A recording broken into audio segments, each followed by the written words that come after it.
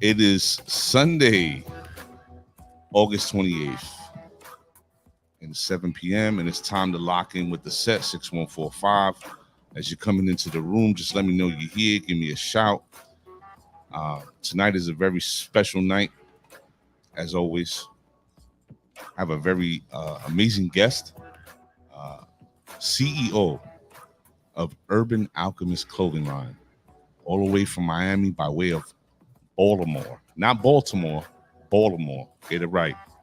Mr. Dominique Rashad. And we're going to talk about everything, how he got it started, what drove his ambition, where does he derive his inspiration from, and everything in between. So I hope everybody is going to be ready for a good conversation. And I'm very excited to talk to this brother. He was patient enough at the time of our connecting online, as you would imagine how everything is working these days. I had gotten ill again, and I missed a few call dates with him. But thankfully, he was such a gentleman that he was very understanding, and we took another call, had a great conversation, and I'm very excited to have him on the show tonight. So I hope everybody could enjoy the conversation.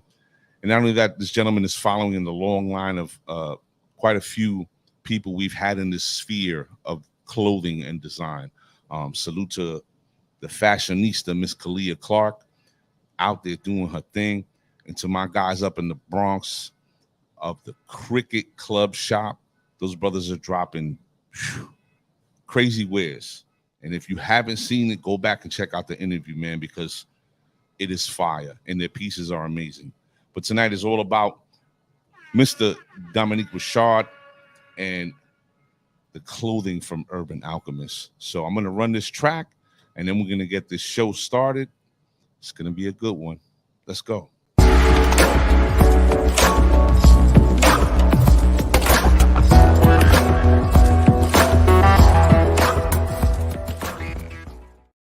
Good evening, everybody. Please excuse the intro.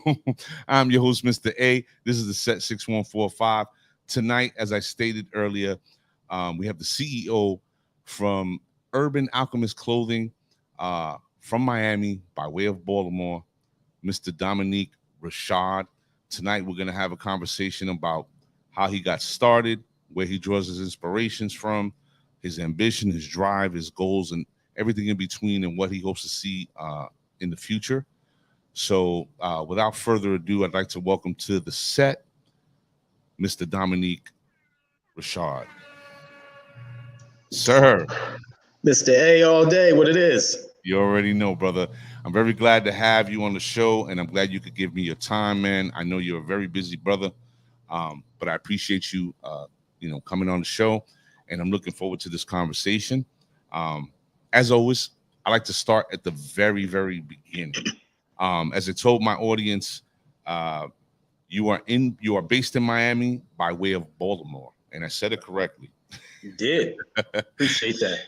So, coming from a city like Baltimore, which seems like a cousin of New York, you look at these inner cities and even burbs that are around these big cities like New York, Philly, Maryland, Virginia. We all have these pockets where a lot of our people tend to congregate, if you would, living wise. And I'm trying to figure out, how does a brother like yourself, in the time that you were living, because you and I come from the same time, how does a brother like yourself find himself striving to be a designer or a fashion plate, or a person who is making clothing? Like, how does that come to you? Thank you for having me on the show. First of all, I appreciate you giving me this platform to speak to your audience. Grateful for this, truly. Growing up in Baltimore, so we're probably about the same age. So I'm born in 1970. So, I pretty much grew up. The 80s was, the crack era, right? Reaganomics, right? All of that kind of good stuff. And then you also, at that time, though, you had the proliferation, if you will, of hip hop, right? Sure. And so in those days, you kind of looked at hip hop kind of holistically. It wasn't rap, and that was all of hip hop. Hip hop was, first of all, the DJ, right? But then there was art, right? There was dance, right? So graffiti and all that kind of good stuff. And so customizing cars. I mean, I remember, the Dope Boys back in the day, you could trick out a car, a Suzuki Sidekick, and make it something special, right? And so design and art, graffiti, dance, DJ, and that was all a part of the culture, right? So it made sense. You couldn't just go and get a car with rims on it if you wanted to look a certain way. That Cressida, you had to, shout out to the people that know what a Cressida is, East Coast. You had to trick it out, right? You had to do that yourself. So your sneakers, right? You wanted a pair of sneakers that matched your outfit. Today, we don't, no disrespect, but a lot of people don't match up their clothing anymore. They just put on stuff, right? We had to match. So if it didn't match, you had to fix it to make it match. So you would color it, right? And that kind of stuff. So growing up, like you said, Baltimore is kind of a cousin, if you will, like you said, of New York. So a lot of our inspiration and for clothes and cars and jewelry and music and dance and, graffiti art around that time in the 80s, it was everywhere. So we were all artists at that time. Yes, sir. So in the 80s, that was a big part of, growing up. You kind of had to be an artist. Right. So I see you, like, I was running through your Instagram, and I'm looking at all these different iterations of clothing that you've done. And I noticed in you speaking right now, making the connection of the hip hop culture to where you're sort of getting your inspirations and how that set the tone for you growing up in the 80s, which was a very special time. And I think that people miss out on the fact that we didn't have a lot, but we had each other, and that was everything. And that's what made that culture what it is today, right? Correct. So when I look at your pieces, and not to slight anybody, but it's akin to the brothers that I had on the show from Cricket Club Shop. They are from the same generation that we come from, and their expressions of fashion have so much in line with yourself, in that we're very colorful. We like to line things up together. It's very symmetrical. Everything has a certain aesthetic, right? And you can see it sort of jumps out at you. If you're from this time, you recognize, and it sits with you a different way because you remember. It's almost nostalgic. It is, very much so. Right. And I look at what you're wearing right now. I love artists. I love artists because artists just have a thing about them that's just, y'all just different. Creative minds, they're just different. You know what I mean? I'm married to a creative. She works in finance, but she is definitely a creative soul, right? And I have all these people in my sphere, producers, cinematographers, they're creatives. I have a brother down in Savannah, Georgia. Salute to my guy, AJ. He runs a studio out there, Sofa Studios in Savannah, Georgia. And it's just a thing that creative people have about them. It's this urgency, I think, to be expressive, right? So that expression for you it started with the culture of hip hop. But who in your lineage, in your family, were there any artists, were there any inspirations within the family that you derive also from? No, great question. Thank you for bringing that up. Indeed, that is indeed a fact, right? So I'll start with my mom, who, if you think about an alchemist, our parents and grandparents, they always taught us when life gives you lemons, you make lemonade. They were the ultimate alchemists, right? My mother, I always admired my mother's creativity. At a very early age, I can remember, I'm talking 6, 7 years old. trips to Joann Fabrics with my mother. I didn't necessarily want to go, but I kind of had to go because I'm 6, I'm 7, right? And so trips to Joann Fabrics with her, and it seemed like we were in these stores for hours. It probably wasn't. But anyway, for me as a child in this big, colorful place with no toys, I'm like, damn, it's beautiful in here, but where the toys and stuff? None of that was there. But what she would do is she would go in and buy yards of fabric, and she would sit there with whoever the worker was, and they would cut the fabric. And the fabric was for a pattern. She used these, I believe they were called McCall's. That was a pattern manufacturing company that she would buy a dress or a jacket or pants or a skirt or whatever it is, a McCall pattern. And she would take that pattern home and sit down at a Singer sewing machine with the patterns and the fabrics. And I'd hear her cursing the machine out anytime it jammed or something like that. But so I always admired my mother and her creativity, just her desire to want to do something like that. I can remember that the apartment that we lived in at the time, she had this pin cushion. So the stick pins that she would use to affix the pattern to the material, they would be everywhere. Right. They were supposed to be in the push pin in a little pack, but they would fall on the floor, and I'd get my feet, I'd step on them or whatnot. But anyway, so for sure, my mother, in terms of my lineage, a big inspiration. I didn't grow up with my biological father. He was incarcerated at a very early age for me. I want to say I must have been about 3 or 4. And throughout my life, he was in and out of prison. So I really never got a chance to know him. But apparently, according to everybody that knew him, he was an amazing artist. Like, he could draw. He was left-handed, but could draw with his right hand or left-handed. Didn't make a difference.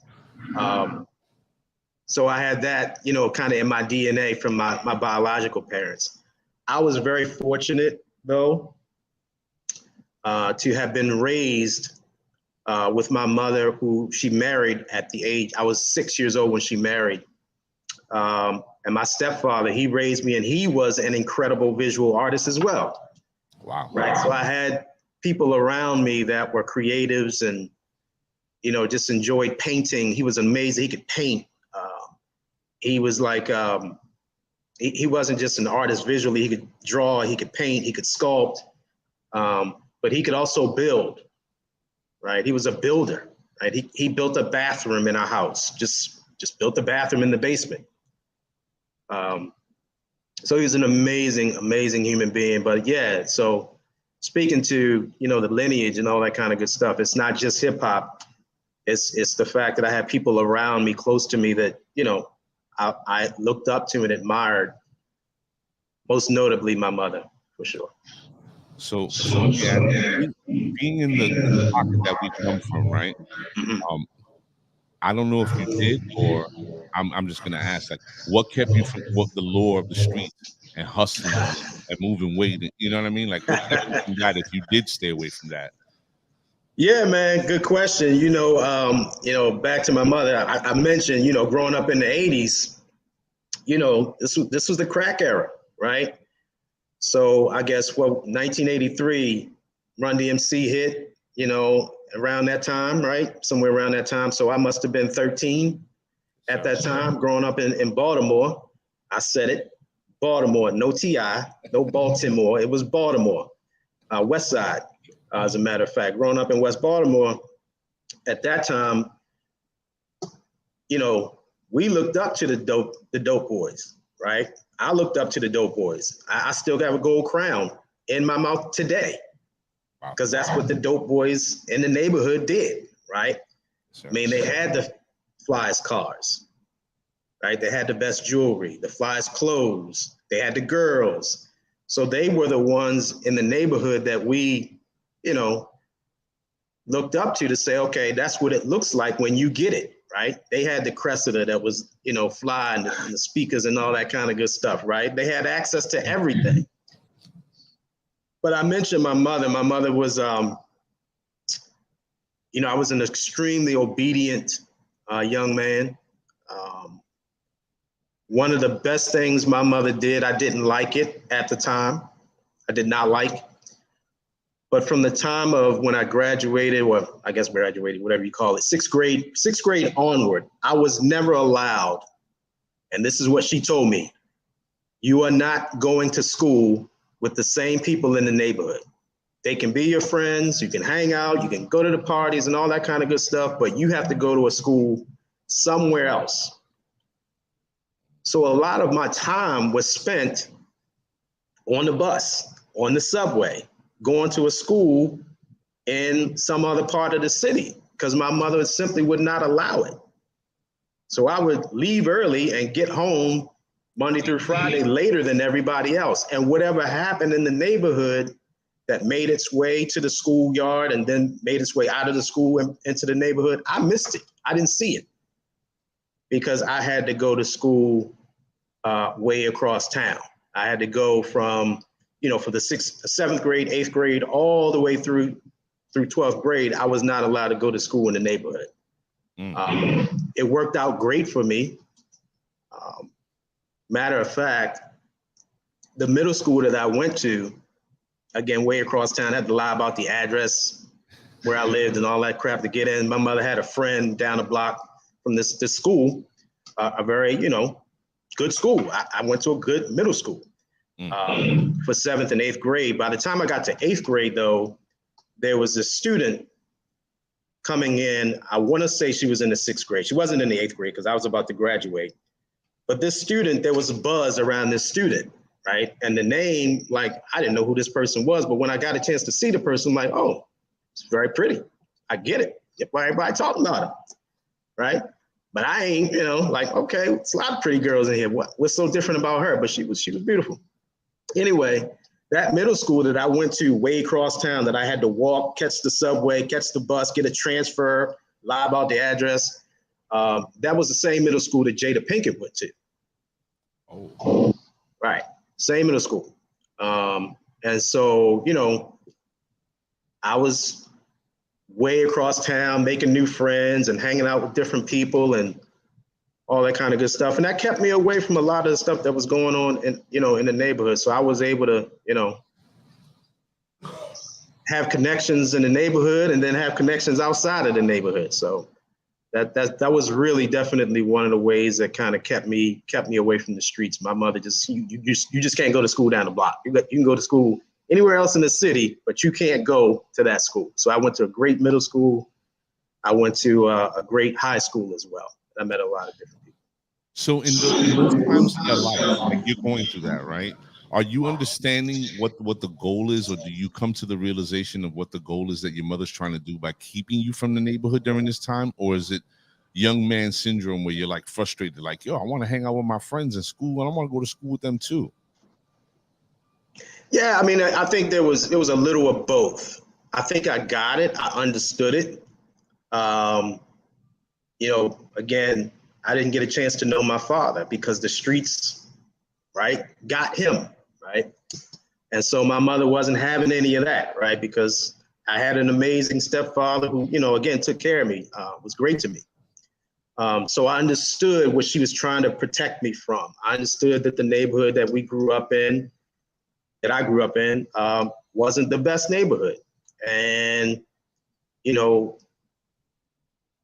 I guess, like I said, I'm 13, 1983, Run DMC. Fast forward, 5, 6, 7, 8 years, and now I'm listening to KRS-One and Rakim. And some of the friends that I had in that same neighborhood, from those early days up until the late 80s, when I met my girlfriend, who was, still my wife to this day, my high school sweetheart, I can remember turning on the news, and there's been a shooting at the, such and such mall, and 3 teenagers were involved, one of which had a gun, and the other person didn't have a gun, but they're apparently they're related, and they ran down their names. And I look over at my girl, and I'm like, that's my man. That's his cousin, right? So the shooting at the mall and all that kind of stuff, it kind of came full circle. So all the things that she was trying to protect me from, I didn't have to look far to realize the truth of what was going on. And, it's kind of like, yeah, it made sense. Of course I wanted to hang out with my boys in the neighborhood. Of course I did. I wanted to be able to go to school with them. But I made some amazing connections, going way across town. And I saw some different things. And, I can't thank my mother enough for her wisdom and guidance. And keeping me from that a lot of people come to understand much later on in life. We're not very lucky, especially for those of us who have our parents still here or don't. We come to understand their lessons sometimes later on in life, and it's like, wow, I wish I could have told my mom how valuable her words and her guidance was, and her sacrifices ultimately. You know what I mean? Yeah. So now you moving through your city at that time, you're graduating. Is it higher learning for you, or do you go hit the workforce immediately, or do you start becoming an entrepreneur very early on in life? So no, man, I remember, getting a job. I guess I probably had my first paper route, very early on, 9, 10, 11 years old, paper route. And then, moving on to local elections and stuff like that, where, it was a lot of door-to-door type of stuff, and they needed kids in the neighborhood to, and they were giving out free T-shirts and shit. Like, yeah, I'll work. I'm gonna get a free T-shirt, and all I got to do is go knock on Mrs. So-and-so, who I already know. So it was always something to do very early on. By the time I guess I was 15, I guess you could get a work permit. So I always wanted to work. Why? I wanted to have my own money. Why? Because I wanted to wear fly shit. I wanted to wear fly clothes. So I had to have a job, right? Not that, mom and, my stepdad wouldn't take care of me. They did. But at the same time, I wanted to have my own money, right? So, yeah, I definitely started work very early. So in high school, 10th, 11th, 12th grade, I always had a job, right? Always had some part-time job where I was working and making a little money on, as much as I could, a couple hours a week after school here or there. And it's funny because, that whole thing about women being gold diggers, that shit ain't true. I'll tell you why. So my senior year in high school, I'm working at a mall, local mall, Mondawmin Mall, for those who, maybe if you're from Baltimore, Baltimore, maybe you came down and did some shopping at Mondawmin Mall. Anyway, this is one of the most popular malls in Baltimore, West Side. And I'm working at a shoe store in the mall. And a couple hours a week, 6, 10 hours a week here or there, just to have some money. And one day this girl walks in and she asked for an application, and I peeped shorty out. I'm like, oh, she's cute. Didn't know if she's gonna get the job or not, but lo and behold, not much long after that, she started working there. Not much long after that, we started dating. Again, this is 12th grade, right? So talking 1987, 88, 1988, I'm graduating, 12th grade. Anyway, minimum wage, right? Back to not being a gold digger and all this shit. Minimum wage back then, working at the mall, at the shoe store in the mall. Kenny shoes, by the way, wasn't Foot Locker. I ain't get the Foot Locker job. I got Kenny shoes. Anyway, $3.35 an hour.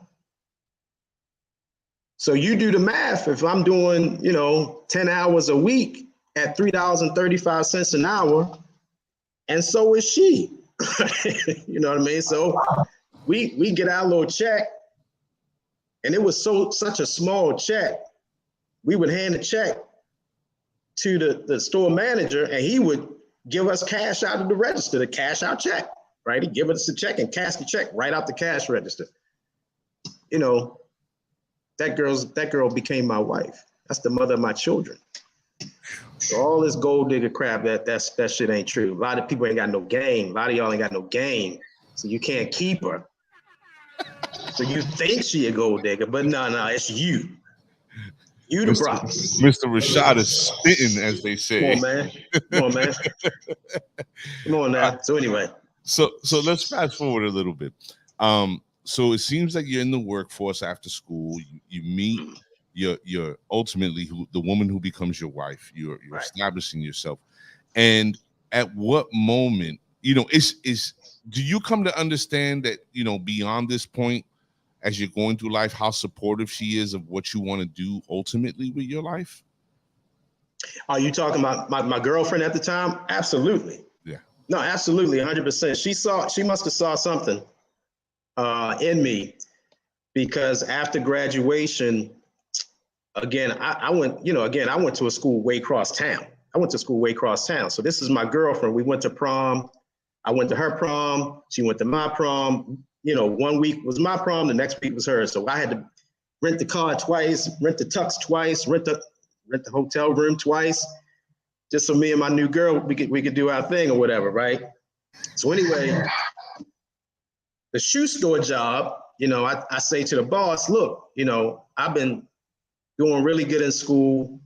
I had like a 3 point whatever GPA. So I was from the hood, but I was a smart kid. Like I got good grades.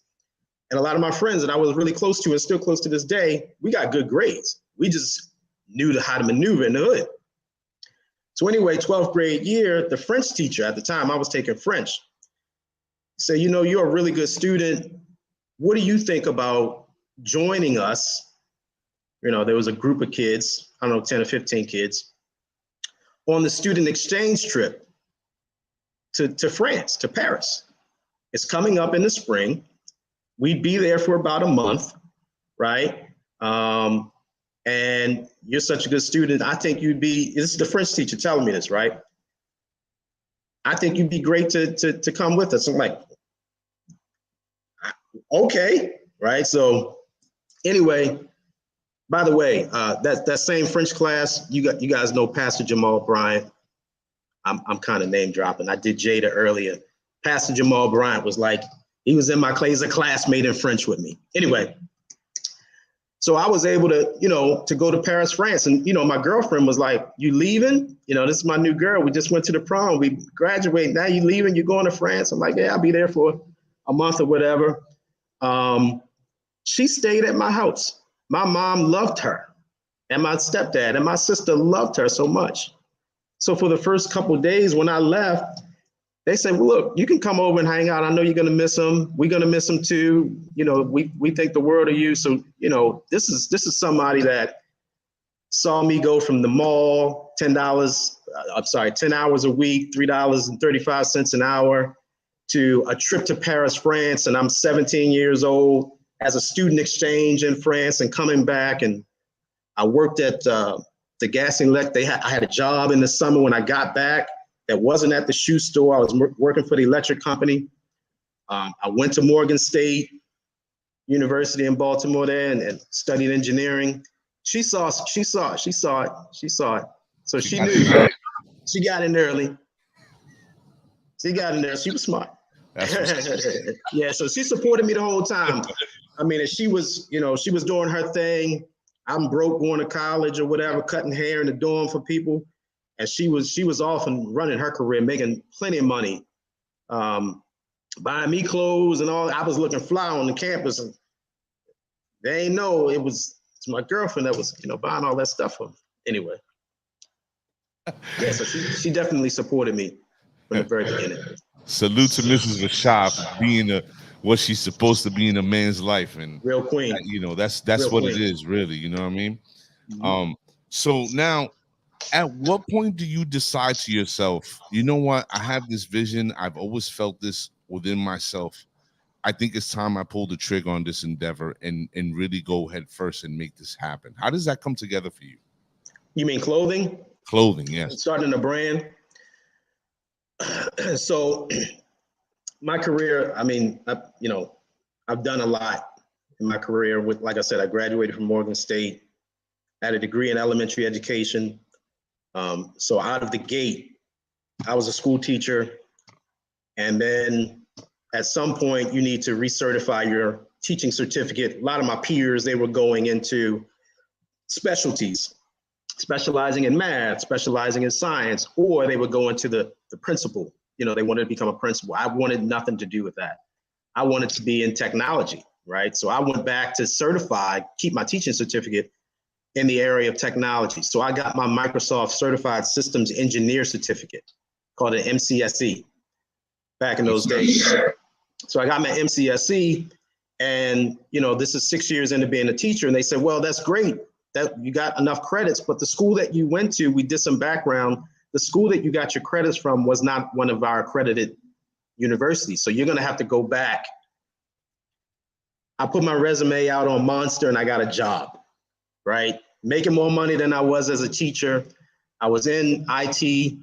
So I did IT for all those years. I can't remember how many years. So I'm talking 98, 99, all the way through. I've been in IT and help desk and customer service. I've had multiple positions for multiple great companies. And then in 2018, my mother, I'm living in Florida at the time. I'm here in Florida. My mother had gotten ill. Now she had plans, she was gonna move here, right? She's gonna leave Baltimore, and her husband, they were gonna move here, not far from where I live. So she had gotten ill, called me, said, hey, I'm going to the doctors or whatever, having some trouble breathing. No worries, no problem. The house is on the market. They're looking to sell the house because they're literally coming here. All right, cool, whatever. A week goes by and she's still there, still talking on the phone, but they can't figure out why she's having this issue with her breathing. About 2 weeks in, she got really, really sick, really, really fast. I like to say she was a slow moving train that caught speed at the end, because I'm talking to her and the family's talking. She's still in the hospital. They can't figure out what's going on, but all of a sudden she started to have major issues with her lungs, kidneys, and then liver in the span of 4 or 5 days. And she passed away. This is 2018. So I'm on my way back home from the funeral, my wife and my 2 sons with me, and we're on the train, the auto train. My vehicle was on the train and we're all on the train on the way back. And there's this moment of kind of quiet, right? It's still. My sons are quiet, my wife is quiet, we're not talking or eating any snacks. And I take out my phone and I go on my Amazon Prime account and I purchase a heat press, right? And I purchased printing supplies and I purchased some blank t-shirts. And I've decided in that moment that I was going to do something as a tribute to my mother's creativity. And it was then that I decided I'm going to start my own clothing brand. Now, mind you, I'm a vice president at a bank. I didn't need, it wasn't for the money. This is for the love. Like hip hop. We didn't do this. That wasn't for money.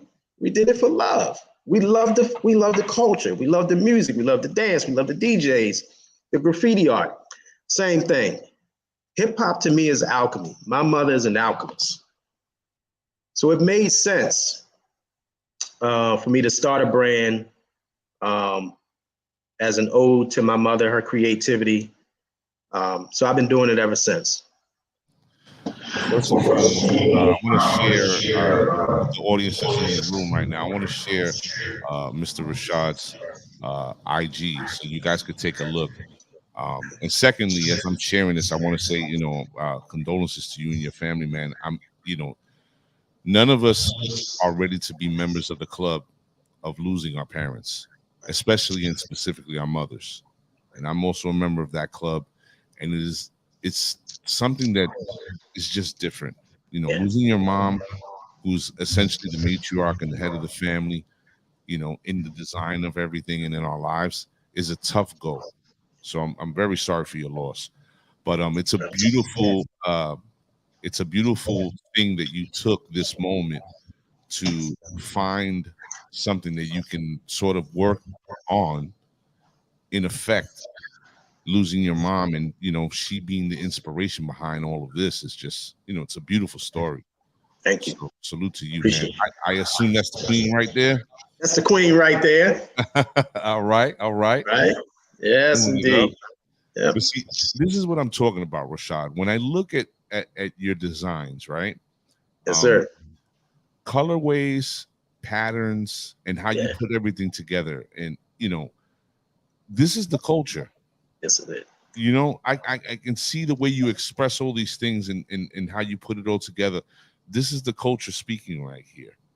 Now, speaking of that, do you spend, like, how much time is spent for you coming up with your ideas? Like, are you setting aside time from work and saying, okay, today, I'm going to spend the next day and a half working on prints and and patterns and just, being creative around what you want to put out? It doesn't. It's sometimes it feels like I'm doing that. It feels like I'm setting aside time, like I'm going to do it at this time, but it never actually works that way. It actually, artists, a lot of us at least are very visual. So things that we do, we saw it some time ago, right? And sometimes it takes a while to manifest, right? So the manifestation of what you see or do visually comes out much later, right? So it's hard to say you set aside this time for it because you have to be moved to it, right?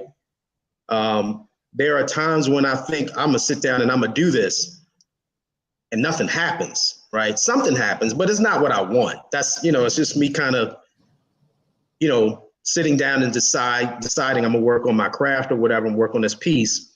But my best ideas don't come when I intentionally sit there with this, I got this block of time. It's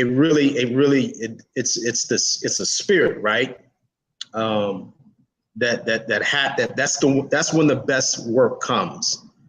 When the spirit kind of moves me. I could be, not long ago, I was in store, Hobby Lobby. I was in Hobby Lobby. And I decided I'm gonna go in Hobby Lobby and I'm not gonna buy any fabrics because I'm not gonna have to sew anything, right? A lot of what I'm doing is all digital, right? So I just go in, I say, I'm gonna go in here with my cell phone, I'm gonna just take pictures of fabric, right? Patterns on fabric. And that's what I'm gonna use when I get back and, from my computer, right? I'm gonna do that. So I was taking pictures of fabrics. I wasn't buying that. I'm just taking pictures on my cell phone, nice high quality pictures, right? I'm gonna come back and I'm gonna do something on my computer with those. But as I'm walking through, I see a wall ornament, a flower ornament. That's something that you like hang on the wall. I took a picture of that. That wasn't a fabric or pattern or, a piece of material, but that eventually became something that I used on an outfit, on a fit. That became a shirt pattern, a pair of shorts, a pair of sneakers, that picture of a flower. Nice. Right? That was something for the wall. So it just kind of happens, you try to set out to do these things. And so you feel like it's intentional, but sometimes it happens very organically. It's not intentional at all. Yeah, it was just very interesting to see how somebody like yourself balances themselves out. And I think that being creative, especially when it comes to clothing, or in any sort of vehicle of creativity, it's about as you said, the spirit of being creative. You just don't sit down and go, okay, I'm gonna make magic right now. It's something that hits you because it's innate, right? And I pointed this out earlier, but I'm gonna point to it again. If everybody sees Mr. Rashad, what he's dripped in right now, like that bucket hat, that screams New York City '88. Like that is, that fit right there is, look at it, all the hip hop groups on there from our time, man. That is something that's a signature piece. Yeah, baby. And that says a lot. And the way he put it all together too. Creative people tend to be some of the most fashionable. If you look throughout hip hop, from producers to rappers, some rappers are an exception because they have stylists, but I like to believe that there are a lot of creatives that they just wear it differently. Just wear it differently. I mean, Yeah. you remember going to back in the day. I have digital music. I have my digital music subscription. I use Tidal. Shout out to Jay, right? I use Tidal. And it's great to have your music on your phone. It's convenient. But you remember back in the day, it was an album. Like you actually had and it wasn't just the music, it was the album cover. The album cover was everything, right? The album cover was everything. That hooked you, right? You couldn't sample the music. It wasn't like, maybe in the 90s, you could go into like Sam Goody's and you could put on and you could sample the music so you could hear a little bit. Even then, they didn't let you hear the whole song, right? So you really needed the album cover to decide whether or not you were going to listen, right? And so when I put this piece together, this collage, this was like, okay, go into the store, you had to look at the artwork. The artwork is what hooked you in. That's what I mean? And you could smell that. You could smell the record store. I don't know what it was about that damn record store, but it had I don't know if it was the cardboard or the album covers made out of cardboard, what it was, but they always had so it was a feeling. And so I wanted to do a piece that kind of, represented hip hop in those days, that feeling of that album cover, that to me, that was art. I think that Mr. Rashad just made a very interesting point. Another one about our culture, 1 and 2, the time and how we related to music, because we couldn't go into a record store and say, oh, we would hear the single drop. We would go into the record store and listen, you got the new EPMD, you got the new PE, you got the new Rakim, Eric B. and Rakim. And that album cover, as you're pointing to, it spoke to you. Ooh, then you flipped it over. You read the titles of the music. You read the shout outs and the thanks that were given to certain people by them. And you're like, all right, I'm going to go get this. I got to get this. I got to have this. I don't get that same feeling digitally. No. It's just too small to appreciate the art. Right? And I also want to say this because you just brought me back to a moment in time. Fear of a Black Planet, or It Takes a Nation of Millions. I can't remember which. No, it was Welcome to the Terror Dome. Yes. Okay. So Welcome to the Terror Dome, when it dropped that summer, I was in Norfolk, Virginia. My dad was still stationed out there in Little Creek Base in Virginia Beach. And my sister and my brother-in-law, God bless them both, they're still together all these years, almost about the same amount of time as you and your wife. My sister and brother-in-law made it a point, or maybe it was my sister. She made it a point to go and take the cassette, photocopy it all the way through, copy the tape for me, put it in a sleeve with the copied cover, and sent it to me in the mail. And I remember when I got that tape, I would not stop playing it. Yes, sir. At all. And them dudes in Virginia, because we didn't have social media. We didn't have the internet. Right. They were listening to Too Short and Two Live Crew. Right. They didn't know nothing about Eric B. and Rakim and Public Enemy and all that. They were just like blown away. Like, I'm like, yo, you dudes don't know nothing about this shit. But salute to my big sister, man. She always looked out when I wasn't around. Awesome. Yeah, that's amazing. For real. So let's get into a little bit of the minutia of running a business, because there are a lot of people out there who would love to dive headfirst into starting their own clothing line or any other kind of business venture. But I think this is one that is very important, because if everybody paid attention when I was scrolling through the gram, he doesn't only have clothing, he has footwear, right? So how difficult was it for you to navigate to find resellers or manufacturers? Because that's the biggest problem for us, right? Sourcing. How difficult was it for you to source? Very difficult. Very difficult. Like you said, I mean, starting with t-shirts and hats, that was pretty, I don't want to say it was easy, but, Amazon allowed you to do a lot of different things. I mentioned 2018, 2019, when I started this all, that's all it was. It was just novelty type t-shirts and stuff like that. But I'm a clothing guy. I like the whole look. I want the whole look. I wasn't, back in the day, again, if we had $100, if I had $100, I would buy a pair of New Balance for 60. I'd buy a pair of shorts, and a t-shirt. I had an outfit.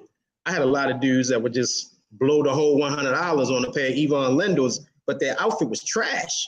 And they wore the same outfit every day. Never made sense to me, right? So I always looked at as one piece. So it didn't satisfy me to be able to make a hat with my logo on the hat or a t-shirt with my logo on it. I wasn't satisfied. So I had to get into the sneaker game. I mentioned I met my wife, not at a clothing store, at a shoe store, right? But that's hard to do. Finding manufacturers to manufacture shoes. I did it.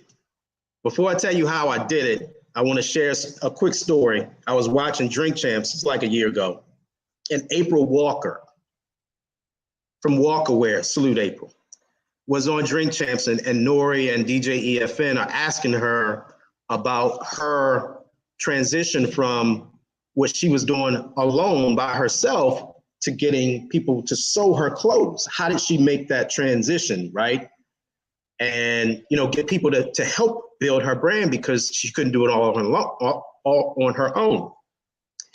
And she was talking about Dapper Dan, who was kind of the pioneer of all of this stuff. Let's talk about some of the other people as well, but specifically Dapper Dan. And she said something, and it resonated with me, because I'm gonna get back to the sneaker story in just a second, because I knew exactly what she meant, because it's so freaking true. She said, and this is, again, how do you get people to help you sew, right? You know where Dapper Dan is. How do you get people? She said, success leaves clues. And I almost hit the floor, because I knew exactly what she was talking about. She followed up with, I found out who Dapper Dan's seamstresses were. And so I would go to them and say, hey, can you sew this piece for me? Because she found out who they were. It wasn't because Dapper Dan told her, you got to do this. Nobody's going to tell you anything, right? Success leaves clues. So I was following people on Instagram and on Facebook that were, manufacturing sneakers, right? Independent, Black-owned sneaker brands. And I was following these people, and I'm like liking their posts and all this kind of stuff. And I would shoot a couple of them a DM and say, hey, I'm trying to do my thing. You know what I mean? I don't want to, pardon me if I come off incorrect, but can you help me with sourcing? No response. Not surprised, but no response. So anyway, I kept following. And what I would do is I would look, like most people, you go to Mr. A's website, you look at his number of followers, and you look at the number that he's following, right? And what we do, we get overwhelmed, because the number of people following that person is so big. What we compare ourselves and like, I should be where that person is. I should have that many followers. Don't work that way. So instead of me just looking at this particular person's number of followers, I looked at who he was following. Who's he following and who's following him? Success leaves clues. So I started to notice a pattern between all of the independent Black sneaker designers and who they were following. The list got really, really small. The list got really, really small. All of a sudden, now I'm getting to the sourcing, answering your question about sourcing. I knew without them telling me who was manufacturing their shoes or the connections to manufacturing. So that's how I found out. But that was definitely that was tough. That was tough, because I really had to narrow, and I literally sat there with a pen and a pad, and I started writing down, this person who has a sneaker is following this person. This other person who has a sneaker is also following this person. Okay, these people must be the ones who are manufacturing. And I found out what their contact information was, the manufacturers, and that's how I started doing it. I think that I just gave away the cheat code right there. No, well, you did, and I think it's refreshing, first and foremost, and secondly, it's all about bringing information to people, and that's something that we've made a very, we've always tried to make a point of doing that to our audience. We've had all walks of life on here, and the one thing we always want to do is impart not only a good story about the person, but also impart good information. We don't do salacious. We don't do the gossip. We don't. That's not what this show is about. And the show is less about me and more about our guests completely. So when you drop a gem like that, it is a cheat code, but at the same time, this could be the key to unlock something for somebody who's been hesitant about pulling the trigger, Yeah. right? Yeah. And at the same time, moments like this could really motivate people.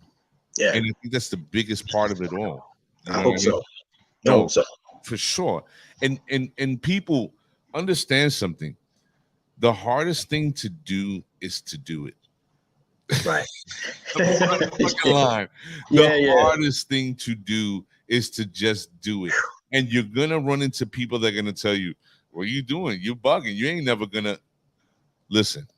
Yeah. My man's clothing line is definitely on fire, and there's so much different things for different people there. There's something for everybody, essentially, right? And this is not somebody who comes from backing wild money, like No, I did do this myself. No, this was just this again. I did it for the love, man. And when you love something and it's in you and you're inspired, I'm inspired by other people. And so again, back to Morgan State, I got a degree in education. I teach. So I can't help but if I know something, I gotta tell people, right?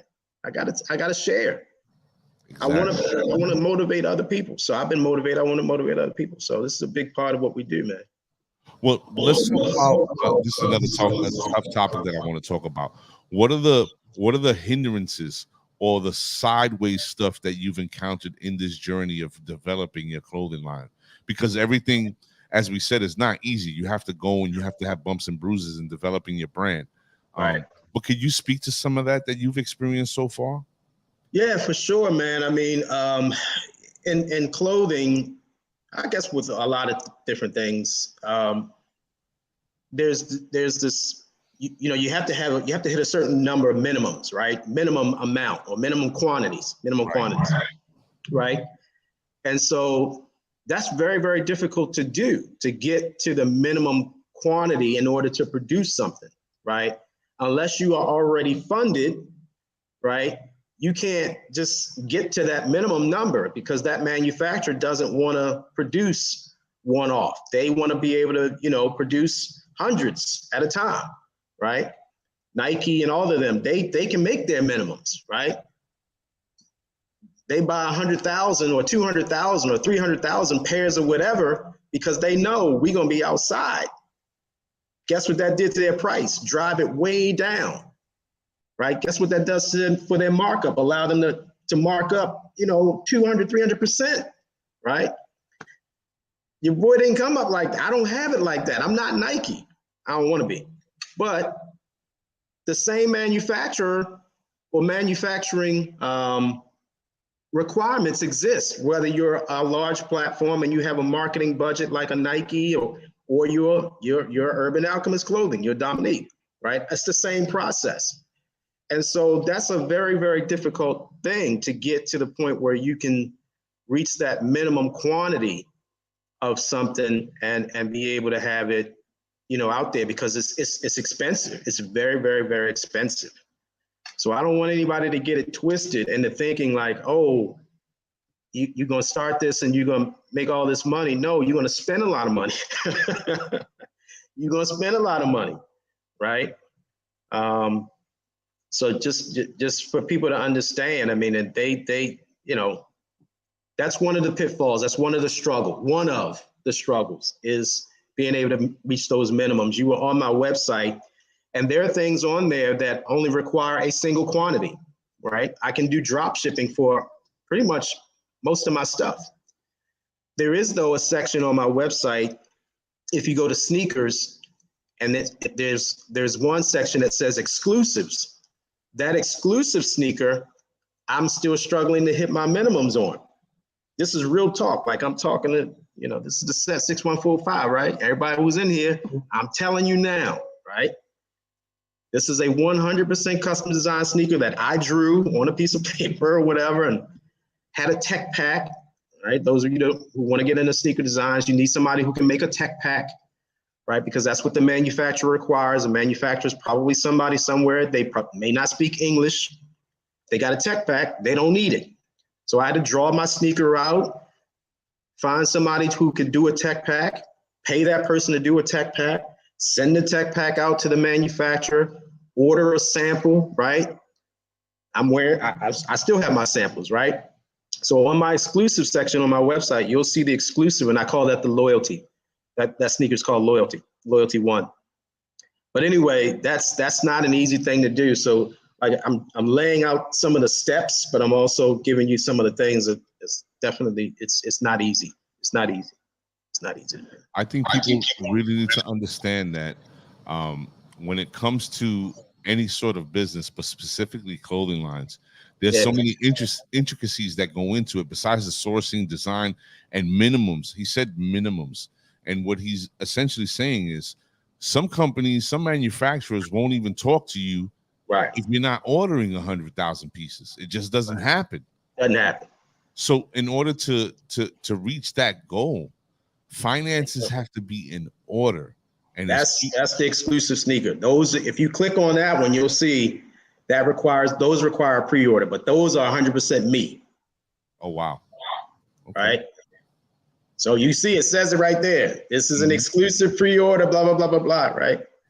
Yes, sir. I mean, I have them myself, but I'm telling you outright, this is not, what I mean? You're not going to get this tomorrow, right? But yeah, there it is. There it is. That's the Loyalty 1. That's the Loyalty 1 right there. As Q-Tip says, scared money don't make none. Make shit. And that's just a reality. You have to be, pointing to Ms. Walker, she put her stamp on the game. She did. Period. She made her own mark. Walker Wear was a whole thing, and she's coming back around right now. Those of y'all who don't know, she's coming back around. She put in work. She put in serious work, and she got placement, which helped a lot. Yep. Because once she got placement, people were like, "Yo, what is that radio wave shit?" Like, that's Walker Wear. This shit, you know what I mean? And I follow her on the gram, man. She definitely is a move and shake out here. No doubt. So why don't you tell the people where they can find you and what are we hoping for the future? Like, what is the future move? Like, what are we looking to do in the very near future? Right.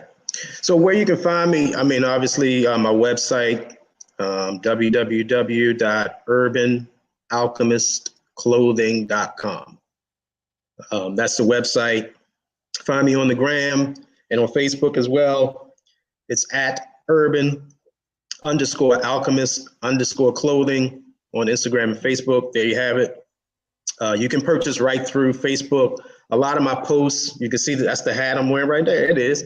My posts have links to the website and whatnot. You can also purchase right through Instagram. You can go to the website. I usually put the name of there it is. The name of the outfit that I'm wearing. I usually put that in the post. So when you go to the website, you go to the little magnifying glass, you just type in, you can't see me, right? You type in, you can't see me, you're gonna see my camouflage collection, right? So yeah, that's pretty much how you can find me. In terms of the future, here in Miami, hooking up with a couple local MCs and DJs and cultural people that, and by the way, I'm talking about some people that that can spit. I'm talking about real spitters. I checked their resume. You got to be able to really spit, because I don't want just anybody in my brand, right? Anyway, so I found a couple guys that I really like. They're stylish, but they can also spit. So brand ambassadorships, that kind of thing, we're working with to get, good for them, good for the brand. They already have a pretty solid network. They have their own like TV and they do similar to what you're doing, Mr. A, where they, they're in the community. So pop-up shops and things like that will be coming. So a lot of love is happening right now in the 305 for this boy from the 410. What can I say? Yeah. Very nice. Yes, sir. Ladies and gentlemen, if you just joined us, you are shit out of luck. I'd like to thank my astute guest, who has been an amazing source of information, one. And two, I mean, ladies and gentlemen, you can't dismiss the drip. You know what I mean? Like, he definitely took it back. I mean, he's speaking to the generation, right? He's speaking to us generationally, because all these inspirations are coming from the culture, and you can see it in everything that he does. So I definitely want to thank you, Mr. Rashad, for giving us your time. And if you could give me 2 more minutes, I'm gonna tuck you in the green room, close out the show, and then we could have a minute to talk before you leave. Will do. All right, yes, sir. Ladies and gentlemen, the CEO of Urban Alchemist Clothing, Mr. Dominique Rashad. Big love. Thank you. All right, sit tight. All right, so I want to thank everybody, especially my guests, as I just have, for coming on to the show tonight. We got some things cooking up for you. Be on the lookout. There's a lot of new things coming down the pipeline. So everybody sit tight, because the new season is about to hit. And I hope everybody, has been enjoying the content. And I thank everybody for coming out tonight. Salute to my baby, well, not my baby sis, my big sis, Miss Morales, and Mrs. A, celebrating 26 years this weekend, man. It was a beautiful thing. I don't want to drag this out too long, but thank you so much for joining us tonight. And I will be seeing you guys probably Wednesday. Look out for the post, and I'll see you then.